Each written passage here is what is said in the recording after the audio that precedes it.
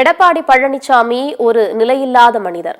அவரை பற்றி பேசி நேரத்தை வீணாக்க விரும்பவில்லை என்று அமைச்சர் சேகர் பாபு தெரிவித்துள்ளார்.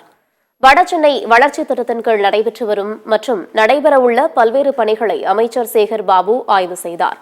தொடர்ந்து செய்தியாளர்களை சந்தித்த அவர் கொளத்தூர் வண்ண மீன்கள் வர்த்தக மையம், பொதுப்பணித்துறை பழைய பணிமனை ஆகிய இடங்களில் ஆய்வு மேற்கொண்டதாக குறிப்பிட்டார். வடசென்னை பகுதியில் மொத்தமாக 1476 குடியிருப்புகள் கட்டப்பட இருப்பதாகவும் இதற்கான பணிகள் இம்மாத இறுதியில் தொடங்கும் என்றும் கூறினார். சூரியனார் கோவில் ஆதீன மடத்தை அறநிலையத்துறை கட்டுப்பாட்டில் எடுப்பது குறித்து விரைவில் முடிவெடுக்கப்படும் என்றும் அமைச்சர் சேகர் பாபு தெரிவித்தார்.